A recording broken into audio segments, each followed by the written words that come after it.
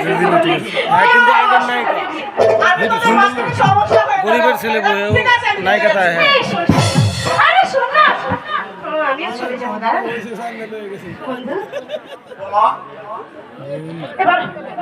এবার চলি কাজল